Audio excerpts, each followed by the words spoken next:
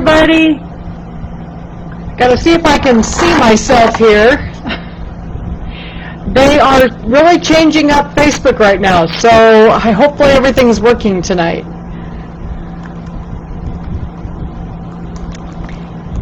Just going to type something to see if the comments will come up. Okay, so I thought I had to wear my little hat. You know, we're going down the boulevard, so I thought we needed to have a little witch hat on tonight, so I thought it turned out really cute. This is a little hat that from Spooky Soiree for Kimberbell.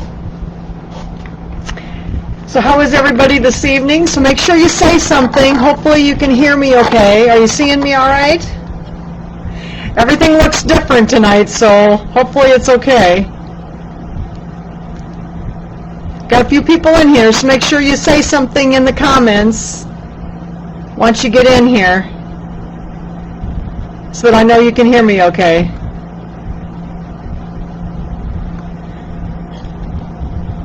So I've been working all afternoon on, I'm assuming you can hear me. I'm not hearing nobody saying anything, so make sure you say something. Hopefully we're okay.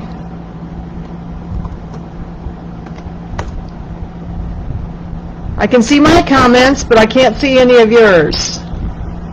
So are people commenting? Oh, golly. May have to go get my other computer to see if things are coming through. I can see myself, but I can't see any of your comments. Give me a minute. I'm going to have to go get my phone or something to see if the comments are coming through. Just a second. They're switching over to the new version of Facebook, and they're making me go to the new version now, and I'm hoping this all works. So just a second here. People seem to be responding, so let me get my phone up, see if I can see the comments on my phone. I didn't bring my tablet in, so just a minute.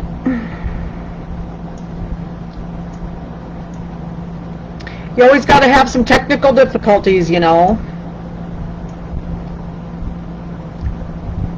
Let me see. Oh, I can see myself. And you can see me. Okay, so people can see me. So now, just a minute. Let me see. I've got to get my sound turned down on my phone. Okay. Oh, now I can see some comments coming through. All right, so let me go get my little stand, and I'll set my phone next to me, okay? Because I can't see them. Evidently, they're not going to work on my end on my live feed. So this happened once before. So just a minute.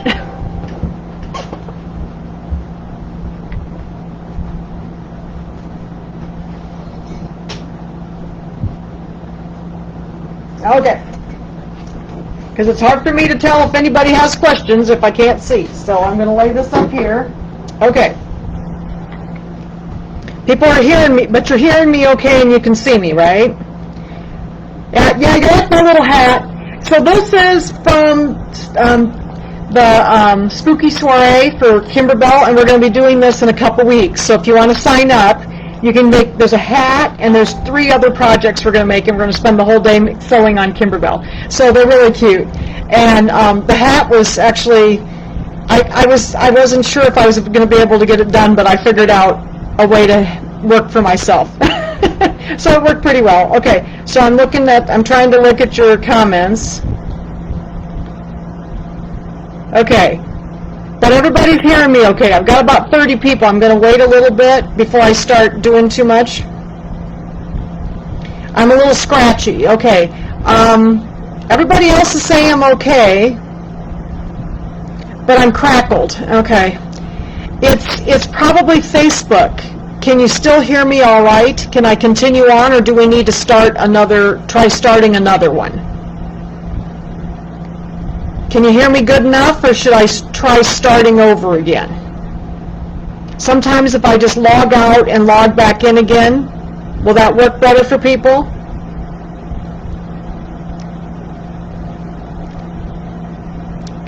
Can you hear me well enough that I'll be okay? See, everything looks fine on my end, and I can't tell. It's okay? All right. Is it in the volume? Hi, Jan, your voice is a little garbly. Yeah, I don't know what it is. It's something to do with probably Facebook, because they're switching over to the new Facebook, and I don't have a choice. So, is it okay, or should I just go out and you can come back in again? I can come back in again. You want me to do that and try it again? Just hang out there, and I can come right back. You think it'll be okay? Okay. So we'll just go with it? All right. You think we'll be okay? We'll just go with it. Okay. All right. So I'm going to hang on to my phone for a minute so I can see what people are saying. And then when I put the camera down, then I'll put it over on the stand, and I can still see people's comments. Okay. So I'm sorry for the confusion. I know it's partially Facebook. There's a lot of changes. The classic view of Facebook, if you've been using that, is going away really soon, like I want to say before the 1st of October. So I'm trying to use the new version, and I'm not sure that it's working well, but that's all we're going to have. So we're going to have to get used to it. Okay. So tonight, what I've been doing today is I've been working on, so anyway, this is Spooky Soiree, the hat. So if you want to sign up for Spooky Soiree, that is on the 26th. It's 2 weeks from today, or 2 weeks from yesterday. But the other thing I wanted to show you real quick before we start is I started on the October class. This is what we're going to do in October. And I have 2 different ones, and I wasn't sure which one you like better. So we're going to do, these aren't done, but this is a Janine Babish wall hanging, and this is her brand new one that just came out, and it looks a little plain because there's supposed to be leaves on here, and they're drying. They're like 3-dimensional. Okay, so this is the first one. So I had one that I did with the leaf fabric. And then I also had this, and I kind of like this one too. And this one's completely different. It has the plaid fabric. So this is what I've been working on today. So we're going to do this in October. This will be our big project for October, is this wall hanging. And it fits on a 14 by, I think it's 12 by 14 stand. So it's one of the metal stands, or you can hang it on like one of the 12-inch hanging rods that would go on the wall. So anyway, these are really fun, and this is what I've been working on today. So be watching for this. I'll get them done, and then I will post it so you can see it. Okay. I do kind of like them both. Somebody said they liked them both. Oh, okay. So Kathy Lauderdale said turning the volume down helps on the computer. So maybe that helps. So I will. We'll see what happens. Hopefully you'll be able to hear me the whole time. I just wished I could see your comments on the computer instead of on my phone. But it will work. Okay. So, tonight I'm going to take my hat off so I don't drop it on the floor, okay? So if I move my head, I won't drop it. Just a second here. I was afraid I might fling it off my head. Okay. So tonight is Twilight Boo-Levard. So is everybody ready to make this pillow? It is so much fun. I will have to say, of all the Kimberbell designs that I have done, this is probably one of the most intense ones. So it's not hard. It actually is not hard at all. It just has a lot of applique. So just be aware that it is a little more intense than a lot of their other projects. Their projects are actually usually quite easy, but this one, like I said, it's not hard, it just has a lot to it. So, let's take a look at the pillow here. So what we're going to do tonight, so here's the pillow. It's very big. It's 38 inches long and 16 inches wide, okay? So what we're going to do tonight is we're going to talk about the embroidery. Obviously, we can't embroider all of these blocks tonight, so I'm going to embroider one. I'm going to embroider this one up here. Let me turn it so you can see it. We're going to embroider this one, the first block, because all of the blocks are done the same way, and that they're all hooped in the hoop the same way. They're all put in the hoop the same way and trimmed the same way. Now, these houses, these 3 houses, I'm just going to tell you, are going to take a while. There's a lot of applique. They're not hard. There's just lots of applique on them. And then some of the blocks don't take very long at all, like these ones that you just stitch them out. But they all go in the hoop the same way. You trim them all the same way. So I thought, let's just do 1 block, and then we'll go through the instructions, and all of the instructions are laid out the same way, so everybody's going to be just perfectly fine. I know you can do this. So, so go ahead and lay this back here for a second. It's kind of big.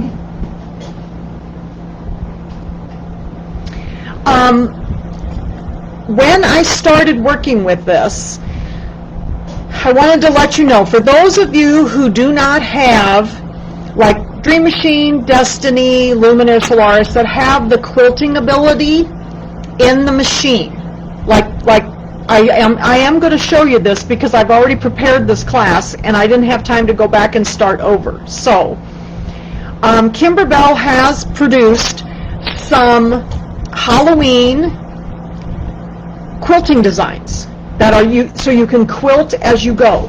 This would be a good design to do that with because the designs, you're not going to see the back of the design. The quilts, I like to quilt through all the layers better because you don't have that large area of fabric that is not quilted. But the pillow, you can just put no-show mesh on the back and quilt it, and then that's enough backing inside the pillow. You don't really need the fabric on it.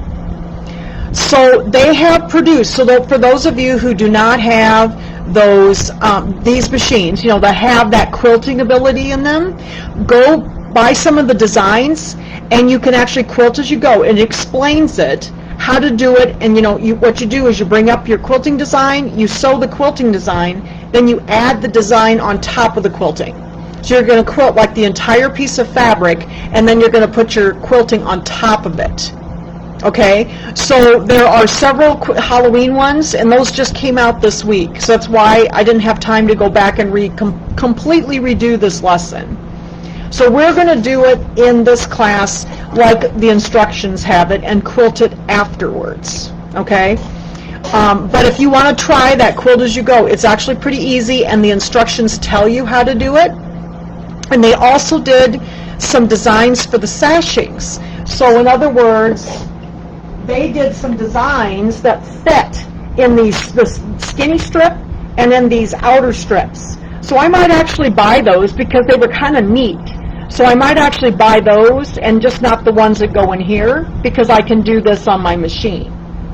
So that gives those of you without these 4 bigger machines that have that ability, actually, the Stellaires have that too, the new ones, then you can go get those and do your quilting before you start the block. But you're going to basically make them the same way, okay? So this is something new. It's brand new this week. So if you go to kimberbell.com, go to the area where the jump stitch designs are, in other words, the ones you can buy directly from Kimberbell. They have a new tab for quilting, and those are all in the quilting tab. Okay. Does the quilting program have this program in it? No, it does not, Nancy. So this CD that you have purchased to do this does not have these quilting designs in it. The quilting designs are separate, and you have to buy them directly online from Kimberbell. And they have several Halloween ones plus some other more generic ones. So you can add those and the sashing ones. And I haven't bought any of them yet. But I think I will buy the sashing ones because I kind of like to see what they look like, so, and how they work. But that whole thing will be done then in the hoop, and you'll quilt everything beforehand and then sew it together afterwards. Okay? So you'll be quilting your entire strip, like for your sashing, before you put it on the pillow, if that makes sense. The patterns that you bought in the instructions here, are actually done, you know, you do the entire pillow, you do all the blocks, you sew it all together, and then you quilt it. So that's the way I'm going to do this, because that's the way I prepared the class, because I didn't know that they were going to do these quilting patterns, okay? And the quilting, you can also do some of these things with software. Nancy asked if she could do some of this with the software, and yes, you can. You could do pre-quilting with the software. And yes, Mitzi, you're the one that I thought of that would be wonderful, that you could, because this would be easier for you to do that if you had the quilting patterns. Then you could quilt in advance, okay?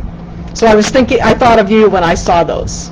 All right, for those of you with the smaller machines especially that don't have some of these quilting abilities in them, then these designs will be great. So just go to kimberbell.com, go to the Jump Stitch tab, and it's kind of like on their main page, and it's called Jump Stitch. That's where you buy their designs, and then go where it says Quilting, and that's where all those designs are, and you can buy them.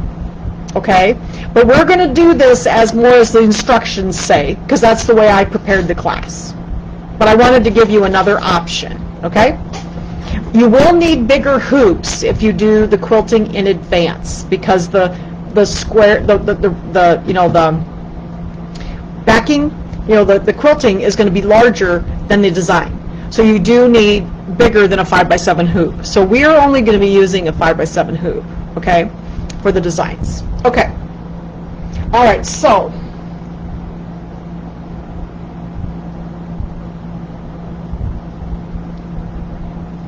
let me get my camera up here. Okay. So I'm a little discombobulated with this situation. So hopefully you can see what I'm doing. Okay. So let's talk a little bit through the book.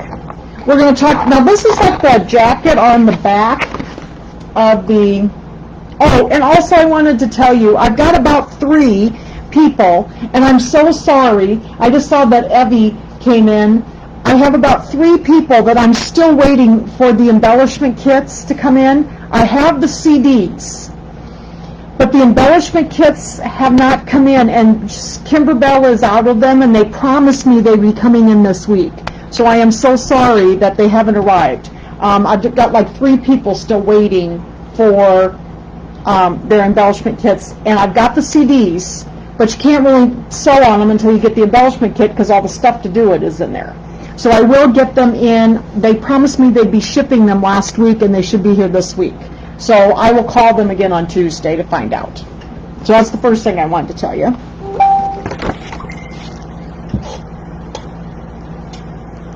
Okay, so the other thing I wanted to tell you about was talk to you a little bit about the fabric. A lot of you were concerned about the fabric, but you know, if you look here, you can see that you need very little fabric for this project. You need mostly the background. So you need a half a yard of background. You need a fat 16th, which is basically 9 inches by 11 inches of some oranges, some blacks, and some purples, and a yellow. So just kind of look at the pictures and the colors. I had some scraps. Yes, I did bind my own book, Jan. Yes, I have a comb binding machine, and if you like to have books like this little comb binding machine, it's called a comb binding machine. I got it on eBay a long time ago for about $50. It's the best thing I ever bought, because I just love to have my books lay flat. So, so you need a half a yard for your background. You need like all these little scrap pieces for the border blocks and your applique pieces. You need a couple of tiny little scraps for a couple of the other little applique pieces. Now it says to get a half a yard for the block, or for the back, excuse me. The half a yard for the back is really not big enough, because I needed to make my back longer. So I would tell you to buy a yard for the back. And then if you're going to make your own pillow form, which I did, I like to do my own pillow forms because it's just cheaper, and I always have stuffing around, so I needed a yard of muslin and my stuffing. So, and it tells you on like the last page how to make it. It's super, super simple. We'll go over that in a couple weeks, okay? So don't be worried about the fabric. The fabric's actually really easy. You know, pick out a background, and then just I just kind of went by my colors here and figured out what colors I wanted, and I just picked out stuff. Actually, I had scraps from Broomholders Bakery, and none of those were Kimberbell fabrics either. So I just picked out fabric that looked sort of like these, and I think mine turned out just fine. I found some fat quarters at Walmart and some stuff, and I just found stuff that looks sort of similar. Okay, so you really don't need much fabric, but I would tell you for the backing to go up to a yard, because you're going to need a little bit bigger backing. Okay. So let's go ahead, and this is going to look very similar to We Wish You a Merry Christmas. So it tells you, here is the listing of all the different pieces and what the fabrics look like. So what I did is I numbered mine, just like I did We Wish You a Merry Christmas. So we won't take a lot of time here, but if you go back and watch the video, we went through and talked about how I did this, and then I bagged all of my pieces by the number so that I could correlate and have it all organized in little baggies. There's really not a lot of fabric here. So, and then over here on this page is all the cutting diagrams. And so see, I just numbered which one I was using, because I was not using the exact fabric, so I just picked them out and numbered them, so I knew exactly what I was doing.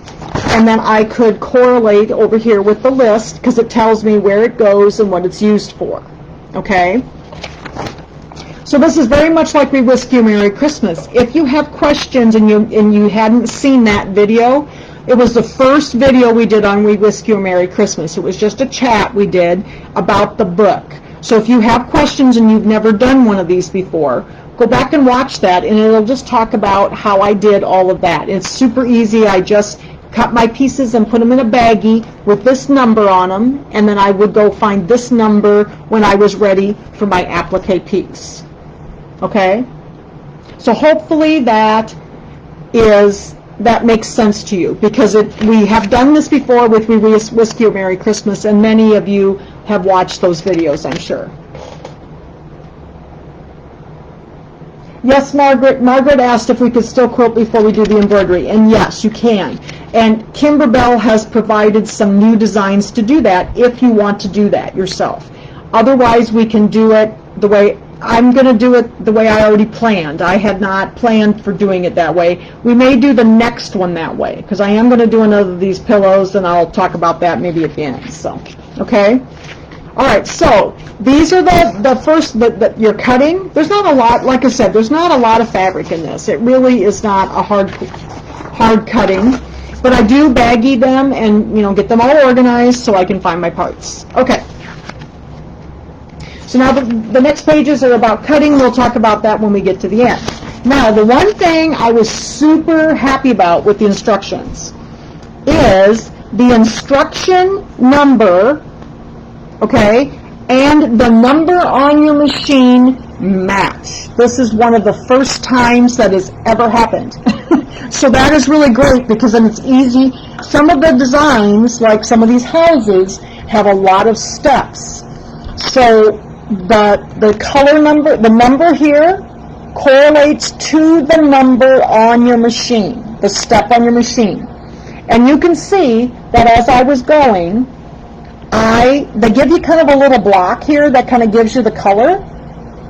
And I also put up on the group a PDF file with the Floriani colors that they listed on mine, and also my brother colors that I use, because I use the brother colors. Those are the two that I had, so I gave those to you.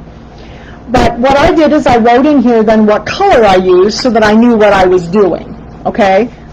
But I was so happy that the numbers matched up to the step on my machine, so it was so much easier. Okay, so we're going to go do some sewing. So this is going to be the first block. I'm going to go over here.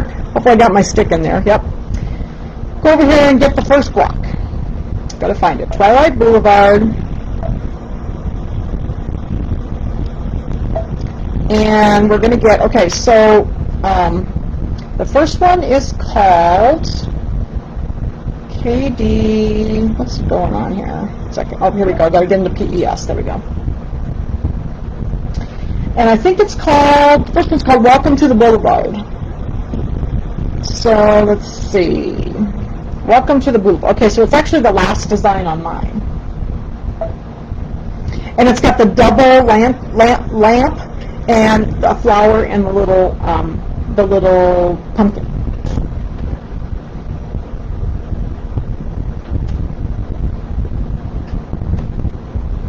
Okay, so we're going to check this. And what did you say, Mitzi? I'm not sure what you're asking. So the trimming stuff, we will do that at the end of the block. So I will show you all that stuff, so we don't have to talk about it. I'm just going to show you. I think showing you would be easier. And Jan, which page don't you have? Oh, you don't have that, was it the fabric page? What that is the jacket on the back. It's the back of the CD jacket. So you have the CD, so you can look on the back. It's exactly that. I just enlarged it and stuck it in here. That's what that page is. That's the only one that was different, but that's the back of the CD jacket. So just look at that. Okay. So, we're going to talk about stabilizer and interfacing and all that stuff as we're doing this. Alright. So I got my design. I'm going to go ahead and set it. This is going to be the first block. Okay? Yeah, oh yeah, the number matching up. I was so happy because, oh my gosh, some of those houses had a lot of steps, and if I didn't have things matching up, it might have been hard, but this has been great. Constructions were great this time. Okay, so what we're going to talk about first is our hoop. We're going to use 5x7 hoop, and you are going to hoop your tearaway stabilizer in the hoop. Now, if you're doing the quilting in advance, you may want to use no-show mesh, and it will tell you in the instructions with the quilting designs. Did you find with all the applique that you had any needle breaking? Nope, I didn't break one needle, Debbie. Not one needle. Unless I think I did one, but I had one spool of thread. I don't know if you can see the spool of thread. See the spool of thread with the broken bottom? I think I broke one needle because it caught on this. It was the only needle I broke. So I have to be real careful when I use that color. Okay. So for this method, we're going to put our tearaway in the hoop. I am going to go ahead and on my fabric, you need to put shape flex, a piece of shape flex on the back. So I have one on each piece of each of my background pieces. We're going to use shape flex. I don't use it on anything else, just on the backing. Okay, so I already have that ironed onto the back of my fabric. And then what you need to do, it tells you to turn up 1 inch from the bottom and iron it down. So I just took a marking pen. I don't know if you can see it anymore. It's kind of gone away. It's a little humid in here. So I took my pen and I turned it up 1 inch and ironed. And then I folded this in half and ironed again, so I know where the center is and where 1 inch up from the bottom was. Because if you saw these blocks, all of the blocks, you know, the houses and the lamps and everything are sitting at the bottom of the block. So we are going to be trimming them differently than normal, okay? But they're all trimmed the same way. So there's your stabilizers. You need your shape flex, tearaway in the hoop, and then you need to turn up 1 inch at the bottom and fold it in half so you know where the center is and where the 1 inch from the bottom is, okay? All right. Now, what I did is I put in, for step number 1, it just says to use a neutral color.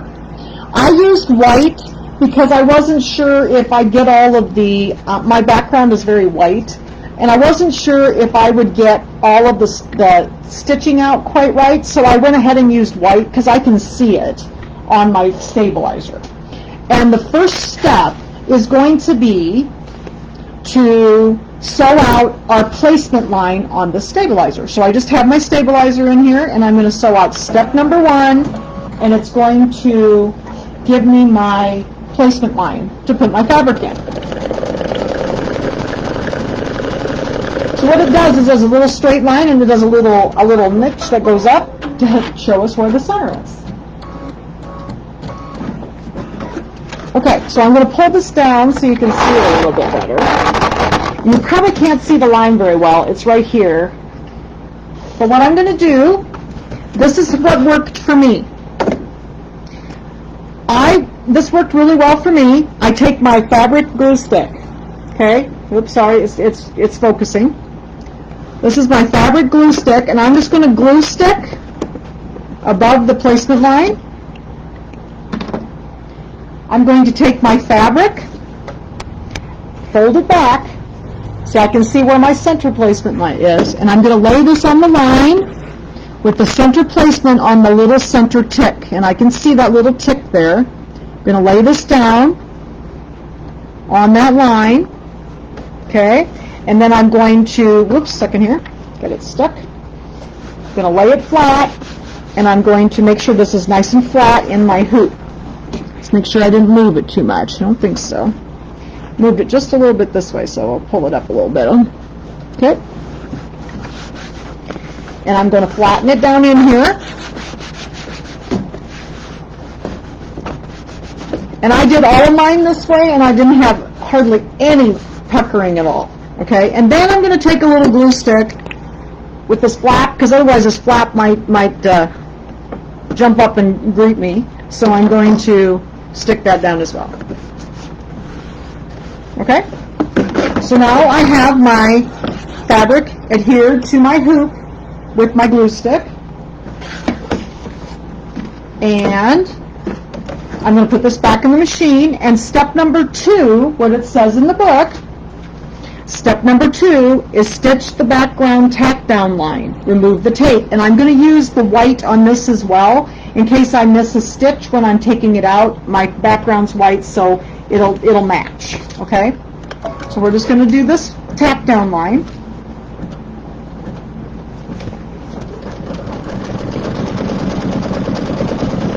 So is this making sense to everybody so far?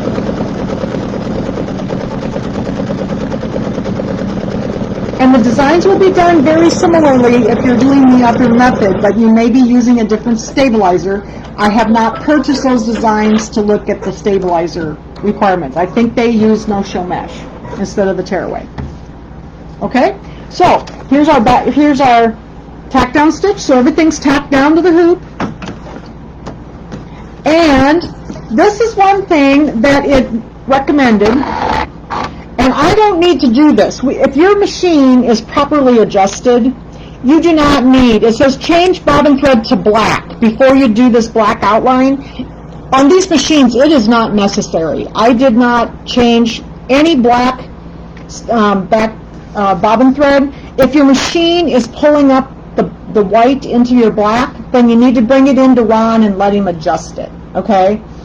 Because that is not necessary for our machines to put black bobbin thread in for black thread. It is absolutely not necessary. Okay, so I'm not going to do that. I'm just going to go on to the black, and it's going to do the little stem on the flower.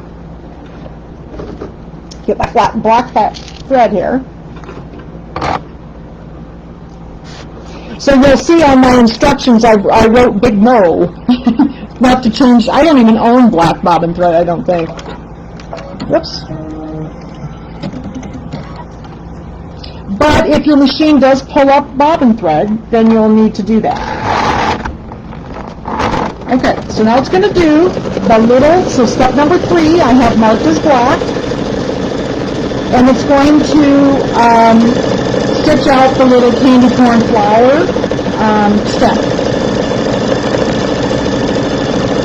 Now, the one thing I kind of did with my thread, I gave you the threads I used. You may have to kind of use your fabric as your thread guide. You know, I kind of matched my fabrics with my threads, so, you know, your thread colors may need to be slightly different, but they're going to be, they give you the little boxes in here, you can see the little squares, and they tell you which ones you're using, what colors, basically.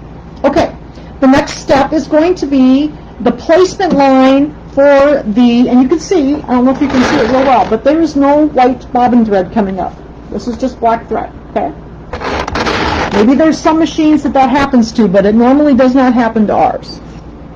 All right, so I'm going to put the white back in, and we're going to do a placement line.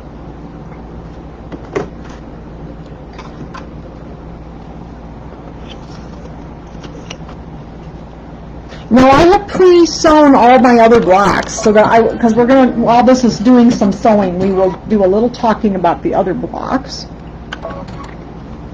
But we're going to do some applique first, and then once it gets to sewing, we'll talk about some of the other blocks.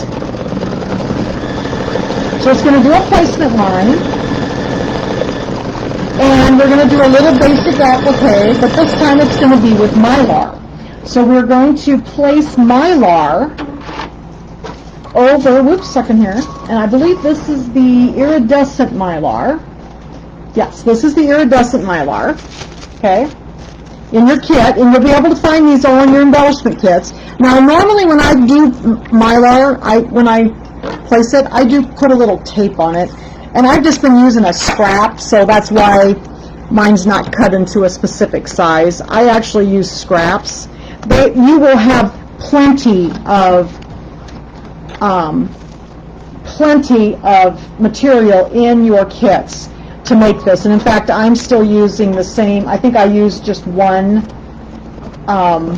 kit, and I could get almost all of the so now it's doing some little fills, so I left the white in for the tip of the little this is step number 5. So it tells you, and it tells you in there, you know, that it's white, so it's the little tip of the candy corns. And we're just going to sew over the Mylar, and we don't take the Mylar out for a little bit yet. It'll tell us in the instructions when to do that. I normally tape the Mylar down. It likes to scooch. I only did one side because I can kind of hold it down here by the end. Until it gets sewn down a little bit, then it'll be okay. So is everybody following along so far? Are they doing all right? This was such a fun project. I had so much fun. Now I have to say, the reason we're having 3 classes instead of only 2 is the embellishment process was a little bit tricky. And Jan said some really bad words while I was working with those lights, but now I know what to do. So that's why we're having 3 classes instead of only 2. All right, so we're ready for step number 6.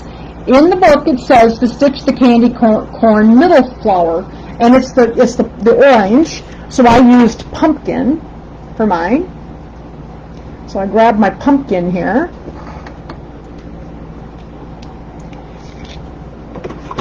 And we'll do the middle of the little candy corn. I'll be so excited when I get this one done. I'll have all my blocks done for the second one. I worked really hard last weekend to try to get all of these done so I wouldn't have to work so hard this week.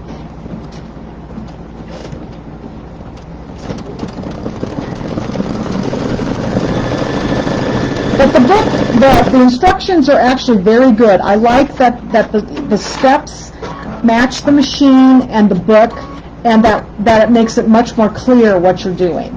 Because it just tells you step by step in the book, and all of like some of those blocks have like 40 steps in them or more. So you do have to watch carefully. I might recommend to you to write down your colors as you're going, so if you have to do this more than once, you remember what you used. So, but they do give you the little boxes on the instruction with the basic color you're using. So I still have my Mylar just in there. We're going to pull it off in a little bit. I love Mylar. It's so much fun. And this is that iridescent, so it turns out so pretty when it's done. Hopefully I got the right color here, I think. Oh, yeah, I do. For the next one.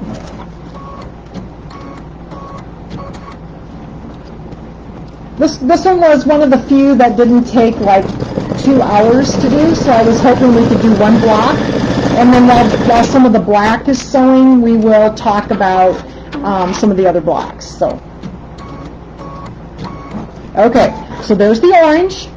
Step number 7 in the book says stitch the candy corn outer flower fill, which is the yellow. Whoops. So we'll do yellow next.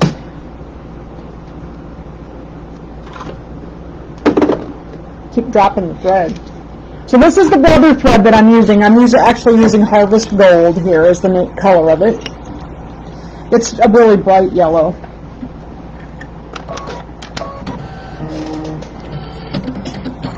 Okay, so then we're going to do the last part of the little candy corn. But when I saw the instructions that when all the numbers were the same as the step, I was so happy. It's those little things in life, you know.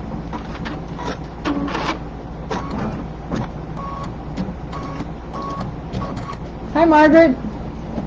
Yeah, people have been coming in. Hi, everybody. Thanks so much for spending a little bit of your evening with me. This is such a fun project. I really did enjoy this. I've really never made any of their bench pillows. I've made only one, and it was out of the Jingle All the Way book. So it's actually it's a much simpler one than this. But we're going to do another bench pillow, just so you know. We're going to do it in November. And I've been wanting to do this for a year since it came out, and there's a bench pillow called Ginger's Kitchen. And Ginger's Kitchen goes with We Wish You a Merry Christmas. So I really, really wanted to make that one because it goes along with the quilt. So we're going to do Ginger's Kitchen in November. And it is so, so cute. I don't know if you've ever seen it. We'll look at it here in a little bit. Alright, so we're doing the yellow. And we have not removed the Mylar yet. Okay, so now the next step says, for step number 8, stitch the candy corn flower outline, and then right under that it says remove the tape and tear away the excess Mylar. So we don't do that until the outline's done. And you do not need to put black bobbin thread in. I was surprised when it said something about black bobbin thread. I just so rarely use black bobbin thread. And, alright, so now it's going to do the little outline around our little flower, and then we'll take the Mylar off.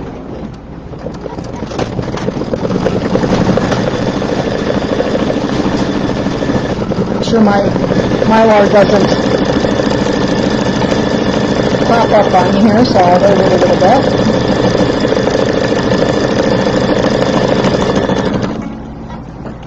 Oh, must have broke the thread. You have to have a broken thread on every class, you know. We'll try that again. We'll back it up a little bit. Rethread. Let's back it up a little bit. So you remember how to back up, you know, the negative, positive needle. I think I'll back it up about 20, 30 stitches. Okay? Gotta have at least one thread break, you know. There we go. Often black breaks. I think it's because there's so much pigment in it.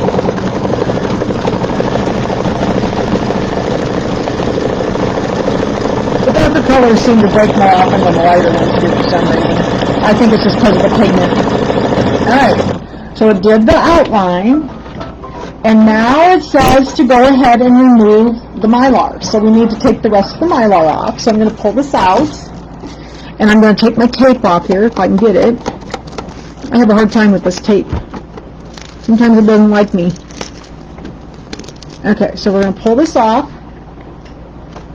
And then I'm going to just pull back. If you kind of pull back towards the center, it's easier to get the Mylar so you don't have to do too much trimming. So I try that between each petal, I kind of pull it back towards the center, like that. And then there's a little bit in there, so I'm just going to take the tip of my scissors and see if I can just get the little bit that's in those spots.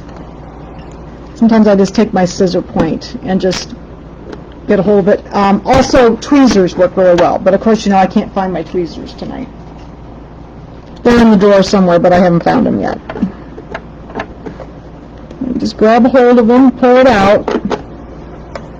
Got a little tail sticking up here. We'll clip that off too. Just a little bit right there. There we go. Yeah, the tweezers work really well for this. Then you can grab a hold of it, but I couldn't find my tweezers. All right. So there is our Mylar removed. And then it says to stitch the flower center. And I'm going to leave that as black. So the center of the flower will be black.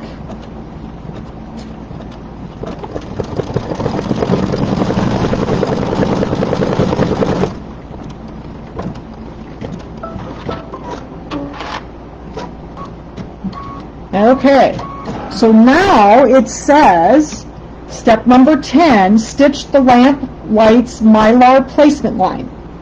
So we need to do another placement line, so for more applique. And I used my Harvest Gold for that, because we're using gold Mylar. So put the Harvest Gold back in. There were a lot of thread changes in these. But they were very, very fun blocks. I really enjoyed doing them.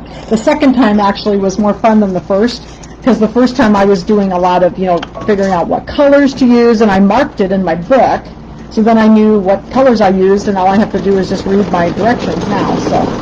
So there's our placement lines. This one is the double lamp, so this one has 2 lamp lights on it.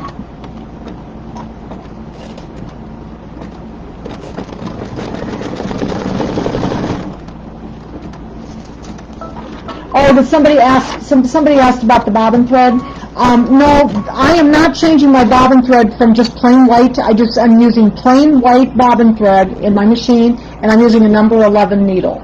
The instructions tell you to change to black bobbin thread for some of the black details. And if your machine is properly adjusted, you do not need to do that. So I've never had to do that. I didn't have to do that with any of mine, because I didn't have any problems at all. Okay, so, oops, second here. We're going to tape this down again. Going to lay my piece of Mylar over that line. And now, that's what number 10 said, to place the Mylar. And then number 11 is the Lamplight fill stitch. So we're going to leave this on. I'm just going to hold it down here at the bottom. And now we're going to do the fill stitch.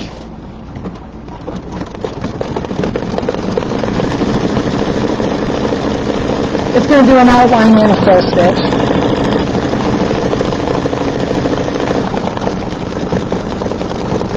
I just love using Mylar. They use quite a lot of Mylar in their stuff, and it makes everything really pretty and shiny. And there'll also be a light in the middle of these little lamps.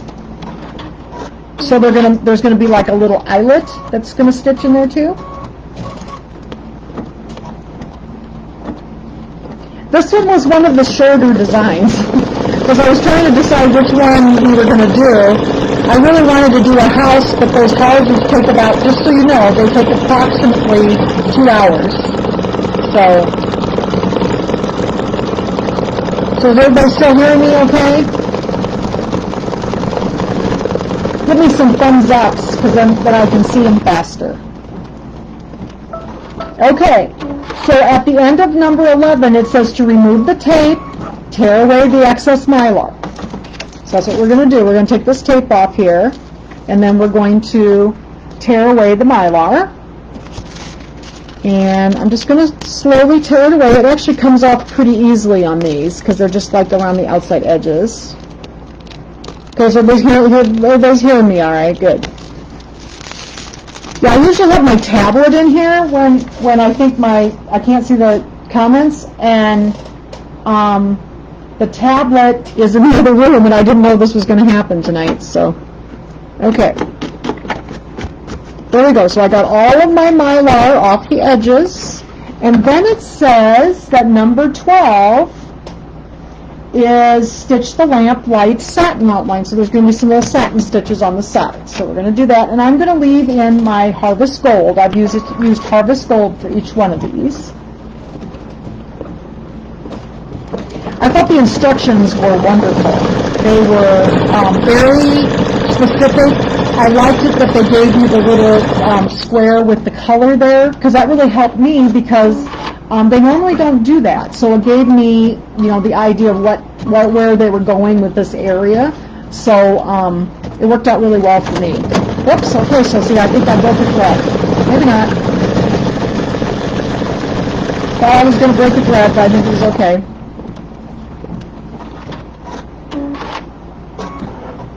Okay. Nope, it was fine.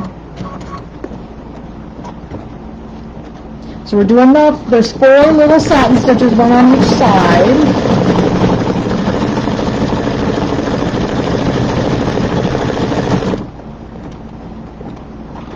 And then what does the next step say? Oh, the next one is the little eyelet. There's a little eyelet in the center of each one of those lights, because one of the little light bulbs is going to go up through there.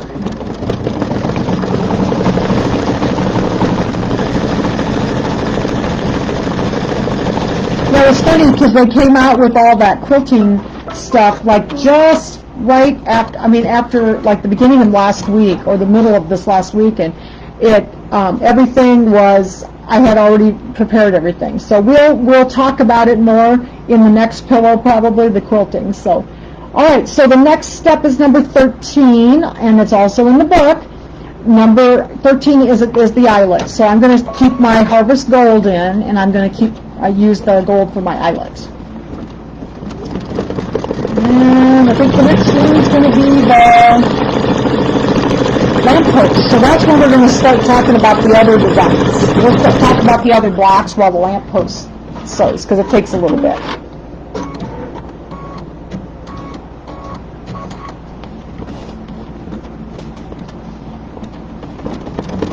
So I just have my regular white bobbin thread in that I usually use. I use 2-round bobbins, and then my number 11 embroidery needle.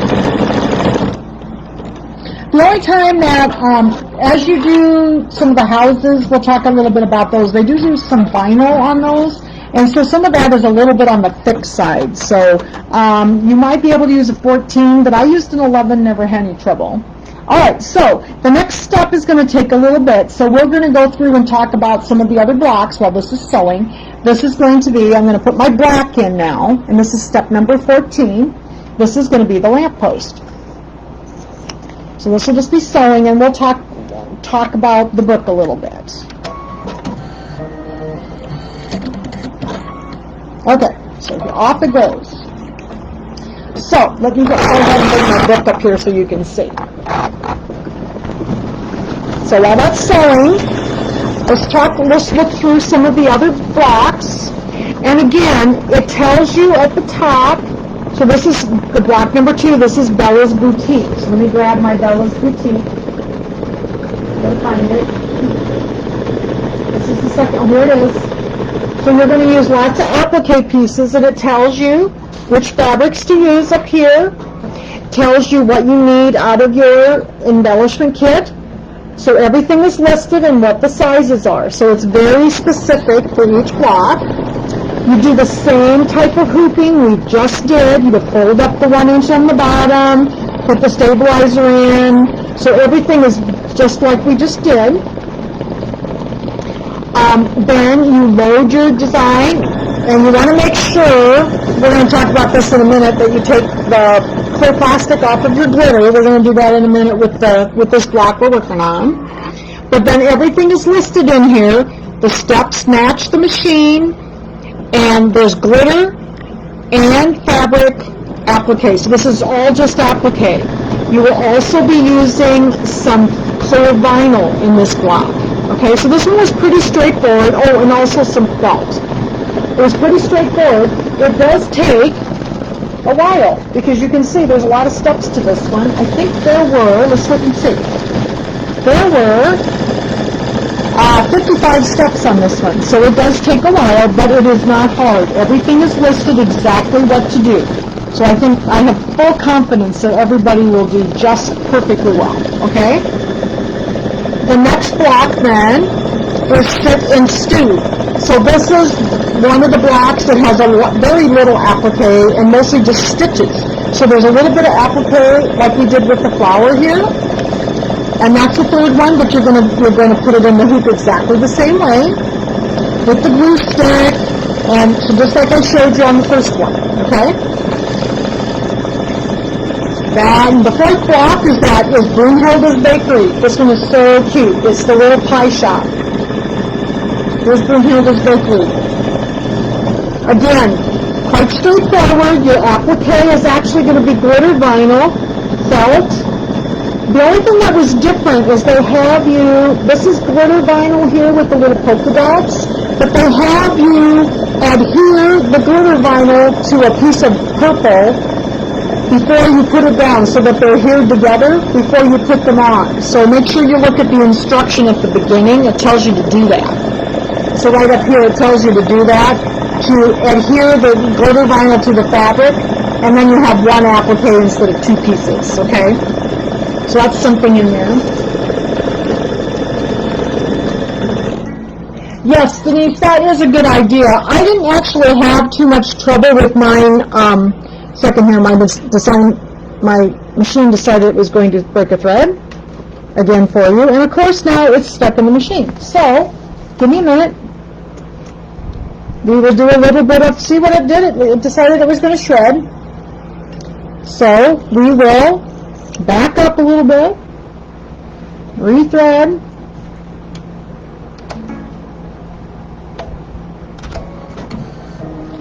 black likes to shred sometimes. This is the brother thread. I really don't have a lot of shredding with it, but I don't know why it is tonight. It probably just wants to perform for you guys. I'm going to back up about 100 stitches because it actually shredded back a ways, so we're going to back up a little ways here.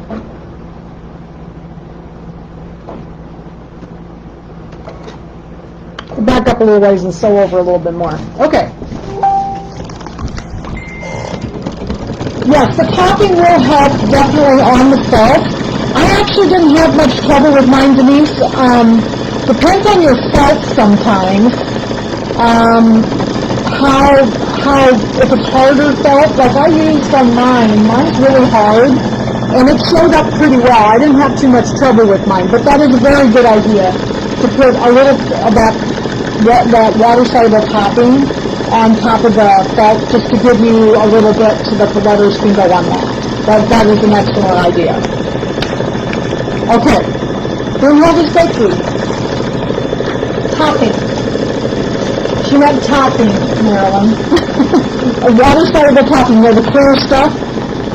So, okay, so Broomholders Bakery took a few steps. It has 46 steps. So, like I said, it will take you a little while to do that. And yeah, the glitter too. I did not use it on the glitter, Denise, but the one thing that I noticed with the glitter is that I had to make sure that I got it well adhered to my fabric, because it wanted to bunch a little bit because there are a lot of stitches on it. So make sure that when you adhere your vinyl, and we'll be doing that in a minute on this block, once you put the vinyl down and trim it, you have to take your iron and iron it so that it adheres to your fabric. That is very important on Broomholders Bakery with the black, because this black piece is all vinyl, and you can see there's a lot of stitching on it. Okay, so that is very important, and so we'll go over that in a minute on this block, and it's the same way with all the other ones, okay? That was one of the things that, yeah, so like the topping was a good idea, Denise. I did use topping. I don't think I used topping on any of mine, but my felt was not the felt in the kit, because I had to give my kits to customers. So mine was a harder felt, and mine actually, I didn't have any trouble with mine. So here's mine on Broomholders Bakery. You can see the letters real well. So I had real hard felt. Mine was like a wool felt, actually, I think. Okay? Two excellent tips, Denise.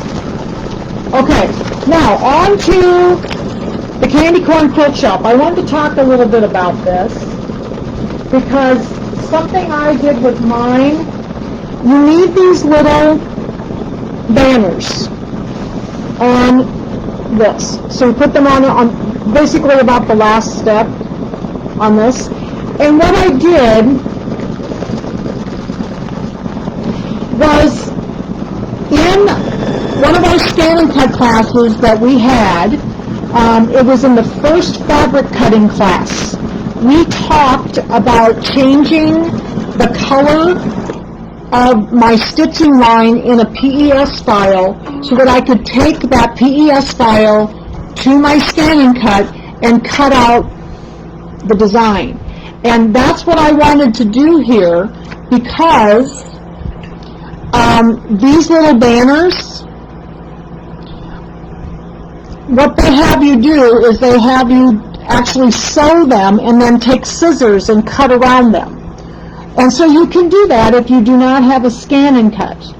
But at the end of the class tonight, I will show you what I mean by changing the color, and then you would change the color of just this little banner part, take it to the scan and cut, and actually cut them out with the scan and cut, and that's what I did with mine. So you can see, I didn't do these with my scissors, I did them with my scan and cut.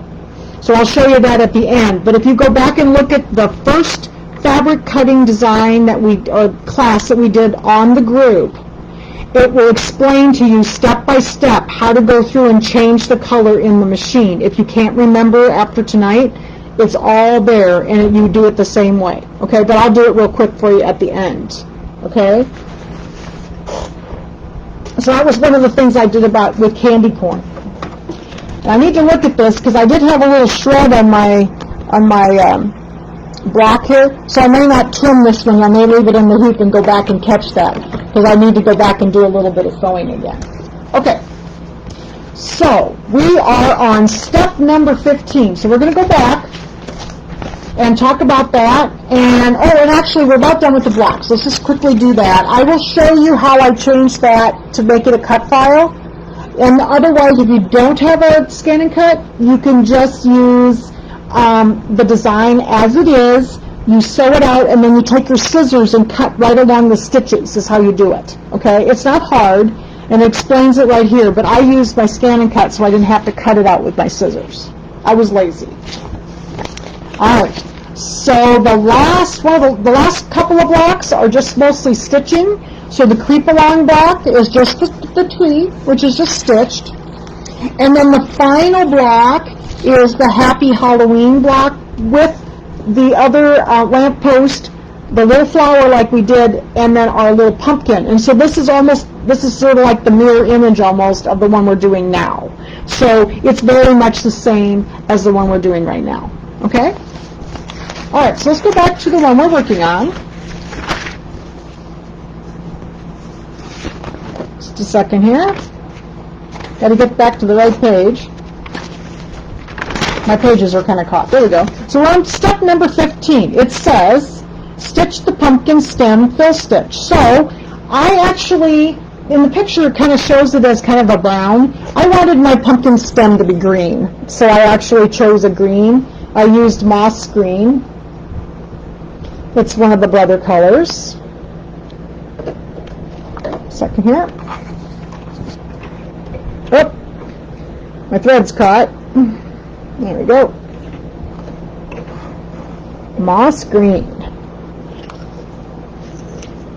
And I think they use kind of a brownish color in the original one, but I just like the green, so I decided to use moss green. And this is step number 15.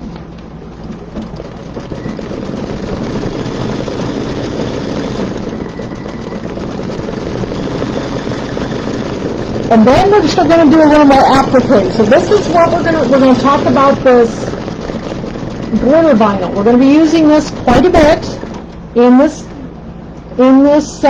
design, and you're going to be doing it the same way for each one. And it is very important that you do all of the ironing and everything also, because if you don't, your glitter vinyl will not be adhered to your fabric, and it's going to want to wrinkle. Okay, so we're going to talk about that. So first we have to put our placement line down. So I'm going to get my color, and I think I used the reddish brown, because I wanted it to match my copper.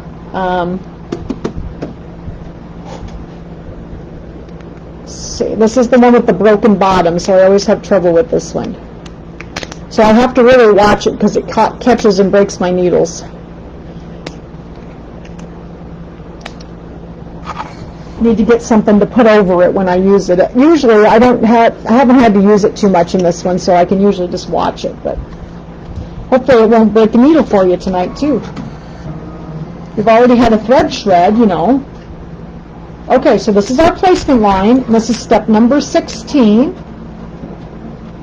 Isn't it nice that it's all listed in the book, that everything's the right step? Okay. So now, this is very important. Before you put this on your design, you need to pull off this clear plastic. Because if you sew through it, it's very hard to get off. So take it off first and just get your glitter vinyl. Okay? Then we're going to lay this down just like any other applique. And step number 17 is going to be the tack down stitch. And it is also, I'm just going to hold it. You can tape it down if you like. This is going to be raw edge applique. There's not going to be any satin stitch over this one, so we're just going to trim it afterwards. And it says to trim it about 1/8 of an inch away from the stitches.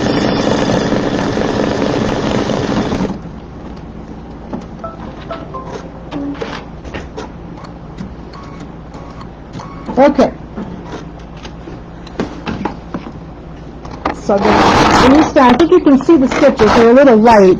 But I'm going to trim it, just a little ways from the stitches. I don't think mine are quite 1/8 of an inch, but this is raw edge applique, so we're not going to have any satin stitches. So you do kind of want to make sure your trimming is pretty, it looks pretty nice on the edge, because it's going to be there, so you're going to be able to see it.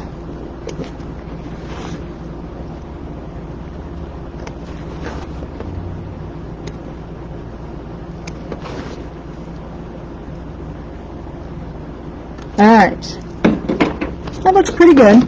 Okay, now this is the important part. Every single time you use glitter vinyl, we now need to take this over, and I'm just going to push this over here, and I'll lift the camera. I think you'll be able to see me well enough.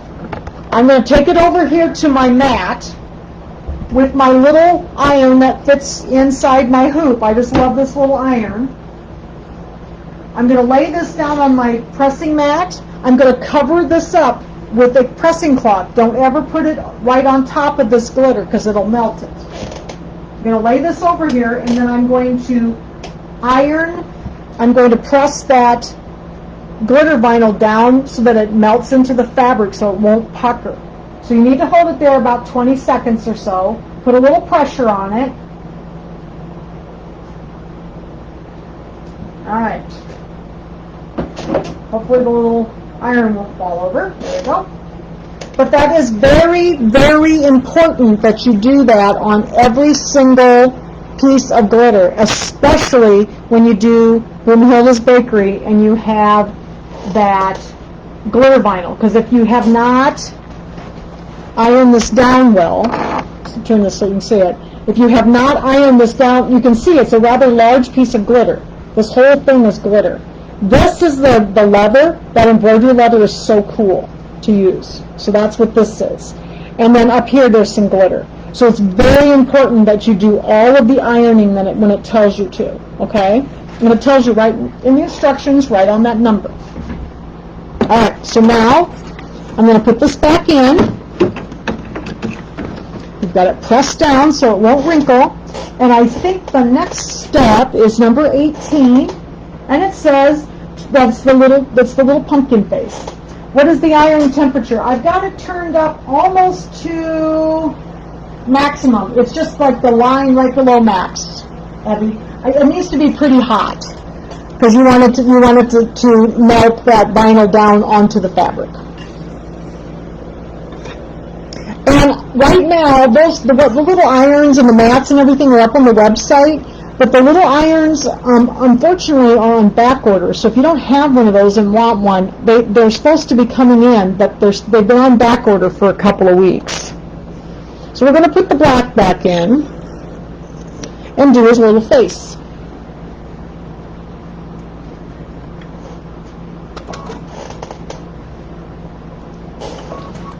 Whoops, except that Jan needs to rethread the machine first. There we go. Let's try that. That works better with thread in it. Did you know that? Okay. I'm going to back it up so it's the beginning. There we go. Okay. Is that true for any vinyl or just the glitter vinyl? Anytime you use adhesive vinyl of any kind in an embroidery design, you have to iron it down to the fabric after it's trimmed.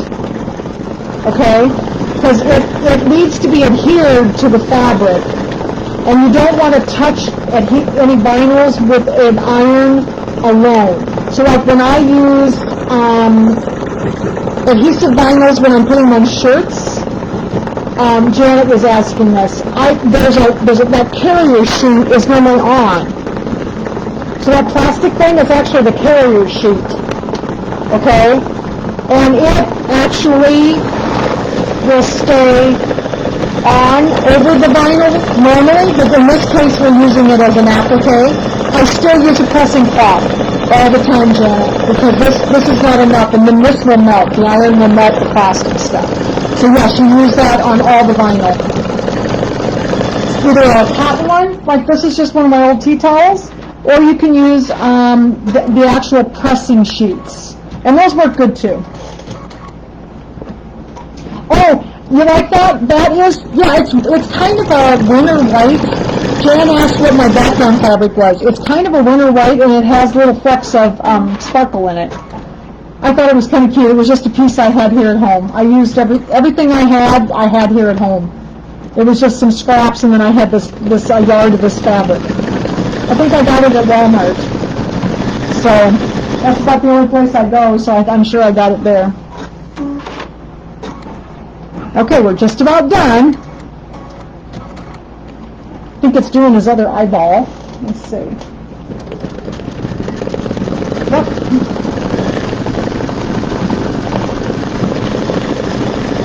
So we're going to trim the block on the other end because I noticed that I need to do a little bit of restitching because when my thread shredded, it shredded a little further back than I got. So I need to go back and stitch over a little bit.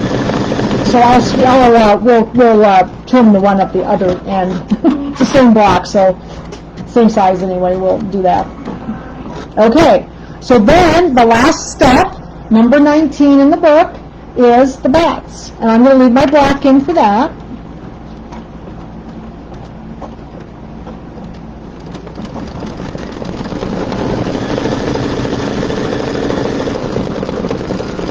You know, the Walmart and Anamosa actually they're slowly getting fabric in again. After COVID, they were like totally, I mean, like there was not one package of fabric in there. I mean, I had never seen it like that before. Because the little gal that runs the department is really good, and they have a lot of fabric. I buy a lot of stuff there. So she's finally getting fabric back in. She's very excited. And they also reset the department kind of this time of year. It's normal for them to be a little low this time of year because they kind of reset the department too. So they got double whammy. So, but they are getting some fabrics in again. So I've been buying quite a bit. I got some of my Halloween fabric up there. They had some back quarters and stuff. So, oh, and I wanted to show you the backing too of my quilt or my pillow. I got that up there too. It was cute. They are mostly pre-cuts, yes. They still have some yardage, but they have mostly pre-cuts. But, you know, most of the time a yard is fine. You know, I'm okay with that. But they still have a nice selection, so. All right, there's our bats. Look at there. So now I'm not going to trim this one because I need to go back and resew this little section right here because it's shredded a little bit further back and it looks a little sparse to me. So we'll trim the one on the other side, okay? So here's our block, and I'm going to show you how to do the trimming now. So I got to move my camera, and it explains the trimming for each block right afterwards. So for the first block, it shows it here, and it goes through and explains what size it needs to be and what rulers you need. So if you don't have those orange pop rulers, oh my gosh, they are like to die for.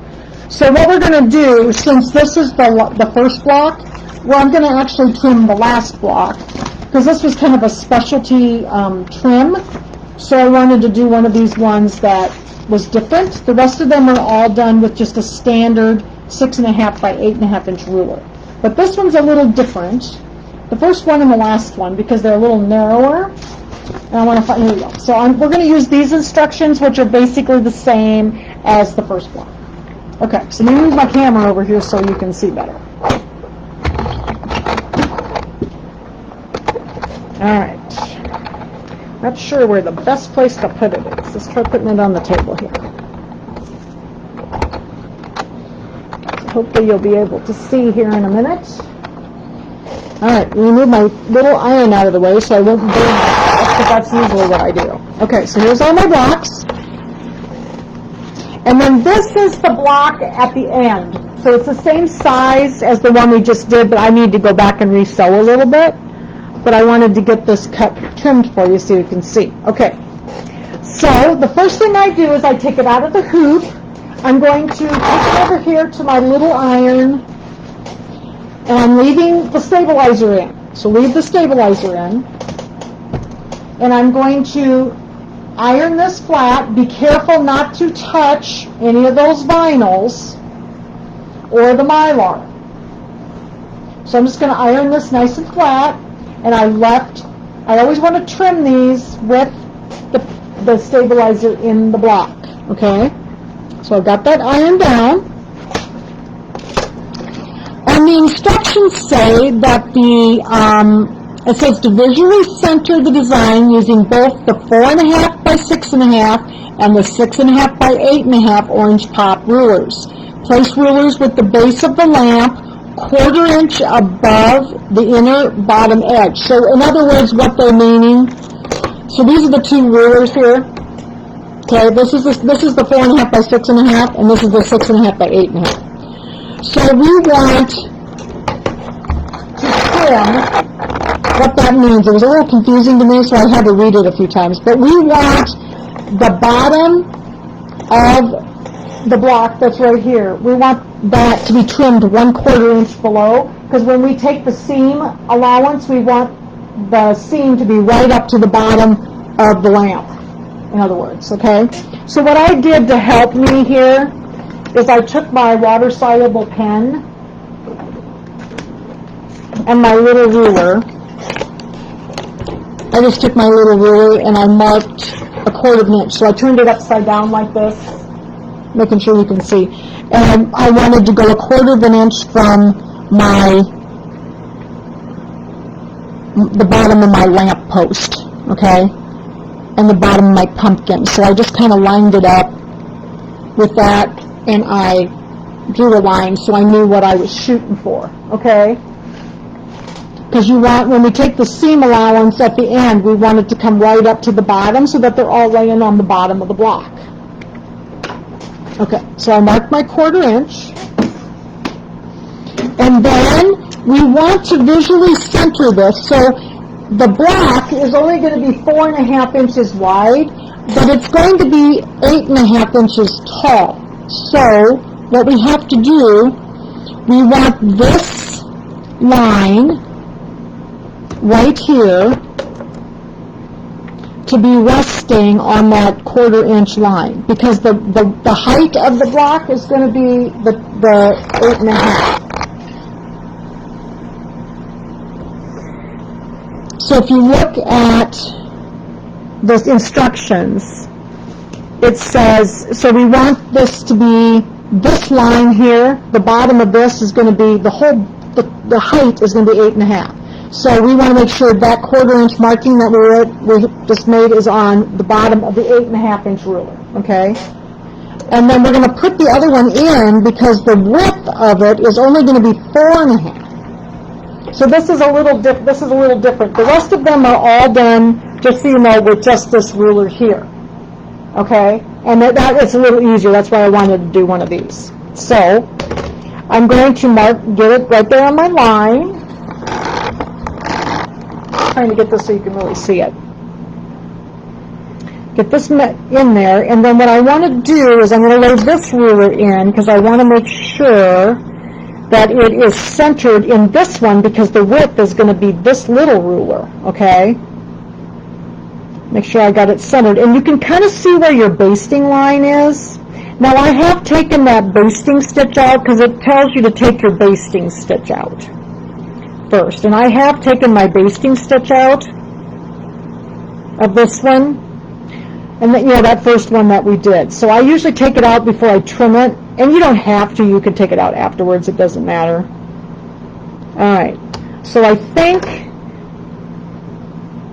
I need to come down just a little bit. And then I'm going to put this back in. And I can see where my basting stitches are. Then I know that I'm pretty straight on the sides here. Okay? So I think I'm happy with that. So what I'm going to do first is I'm going to trim the width with this little ruler. And I'm just going to go up here, and I'm not going to trim the top and the bottom. I'm just going to trim the sides. So I'm going to lay my hand here. I always turn this towards me. I'm going to put my ruler or my rotary cutter on the inside edge, and I'm just going to go up one side. I'm going to flip it around to the other side.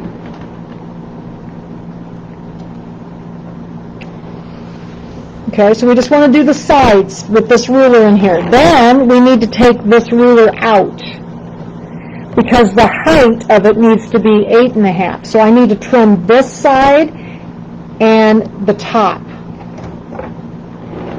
So I'm going to take hold of this, do the bottom, flip it around, move it up just a little bit for you. Okay, and do the other side. Now, since we didn't do, this was 4.5 in the center here, we're going to have this little section that we're going to have to still trim. So I just take my ruler and lay it along my cut and finish trimming that little section to the bottom and to the top. Okay, and we'll trim it the other way. But there's good pictures in the book for this. Go up the side. Okay. So there's our block, and it should finish 4.5 by 8.5. So this one's the skinny one. And the first and the last block are done that way. And then all of the other blocks, again, you're gonna measure 1/4 inch below the bottom, and the rest of the blocks are all going to be trimmed with just the one ruler. And this is the 6.5 by 8.5 inch block. So all the rest of them are like that. Okay. So that is going to be there's 7 blocks in the front. Okay, so your assignment is to work on your 7 blocks, and if you watch the instructions carefully, they go in step by step how to do it. I don't think you're going to have any problems, but I will tell you that the blocks are a little tedious. Okay, they take a little while, especially these house blocks. Okay, so just be careful while you're doing these. Okay, make sure you can see what I'm showing you. And it's just applique. This one particularly is very important that you get that iron down well because of all that glitter under there. okay? And like Denise said, she put some water soluble on top. I did not do that on this, so I didn't really have any trouble with it. I don't know if I can get it close enough for you to see it. And then for the felt, you could also do that because there's a little bit of a pile there. But I had a real hard felt, and mine was fine. So I didn't do that on this one, Denise, but that is an excellent tip. Okay? Same thing here. This has glitter, and then you've got glitter down here, and then on top of some of the fabrics, you've got a little piece of clear vinyl to make the windows. So it made it really cool. Okay, and then this one. Oh, let's go through and do the little flags. So let me show you. If you have a scan and cut, you're going to cut it out of this stuff. This is that vinyl, that gold vinyl, or sorry, gold embroidered leather. Let me go over here to the machine and I'll show you how to do that. It is also on the group. But since I have a scan and cut, this sure saved a lot of time and I didn't have to cut it with the scissors. So let me show you how to do this. So you just go to where you can see. We're going to just go home, and then we're going to go back to this little design, which is just the little flags on the stick. Let's see here, where is it? Down here, I think. Twilight Boo-Levard.